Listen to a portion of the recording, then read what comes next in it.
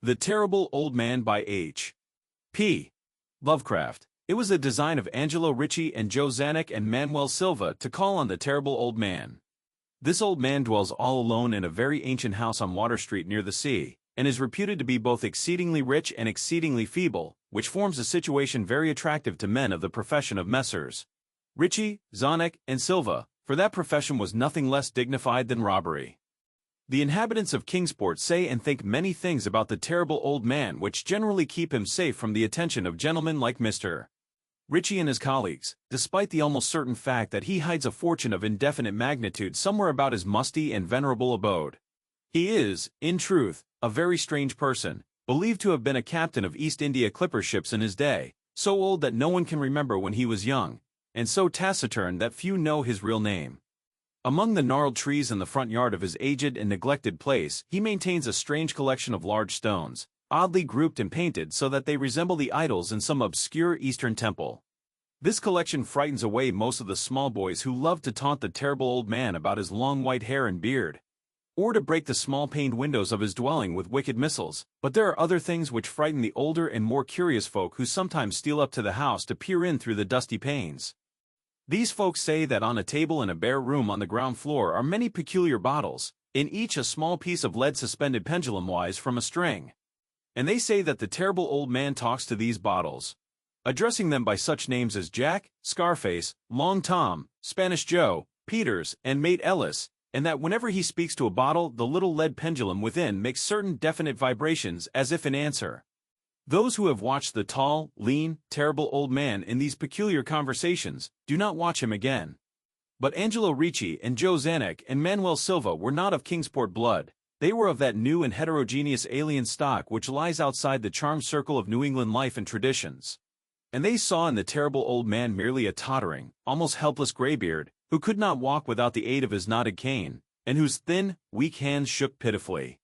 They were really quite sorry in their way for the lonely, unpopular old fellow, whom everybody shunned, and at whom all the dogs barked singularly.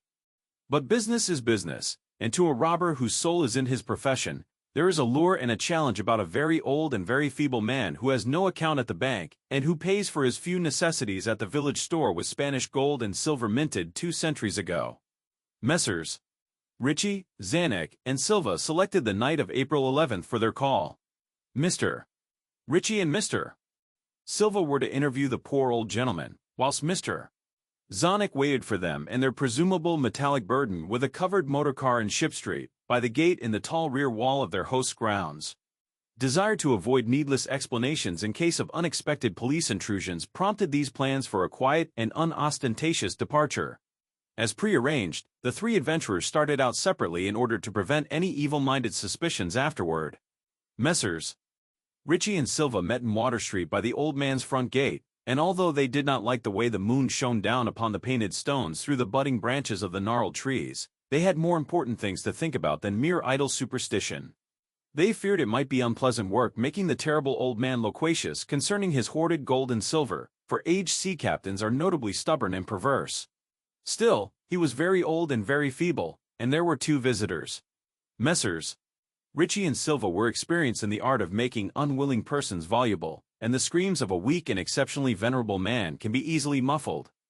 So they moved up to the one lighted window and heard the terrible old man talking childishly to his bottles with pendulums. Then they donned masks and knocked politely at the weather-stained oaken door. Waiting seemed very long to Mr. Zanuck as he fidgeted restlessly in the covered motor-car by the terrible old man's back gate in Ship Street. He was more than ordinarily tender-hearted, and he did not like the hideous screams he had heard in the ancient house just after the hour appointed for the deed. Had he not told his colleagues to be as gentle as possible with the pathetic old sea captain? Very nervously he watched that narrow oaken gate in the high and ivy-clad stone wall. Frequently he consulted his watch, and wondered at the delay. Had the old man died before revealing where his treasure was hidden, and had a thorough search become necessary? Mr. Zanuck did not like to wait so long in the dark in such a place. Then he sensed a soft tread or tapping on the walk inside the gate, heard a gentle fumbling at the rusty latch, and saw the narrow, heavy door swing inward. And in the pallid glow of the single dim street lamp he strained his eyes to see what his colleagues had brought out of that sinister house which loomed so close behind. But when he looked, he did not see what he had expected, for his colleagues were not there at all, but only the terrible old man leaning quietly on his knotted cane and smiling hideously. Mr. Zonik had never before noticed the color of that man's eyes. Now he saw that they were yellow. Little things make considerable excitement in little towns. Which is the reason that Kingsport people talked all that spring and summer about the 3 unidentifiable bodies, horribly slashed as with many cutlasses, and horribly mangled as by the tread of many cruel boot heels, which the tide washed in. And some people even spoke of things as trivial as the deserted motorcar found in Ship Street, or certain especially inhuman cries, probably of a stray animal or migratory bird, heard in the night by wakeful citizens.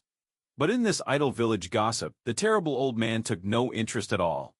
He was by nature reserved, and when one is aged and feeble, one's reserve is doubly strong. Besides, so ancient a sea captain must have witnessed scores of things much more stirring in the far-off days of his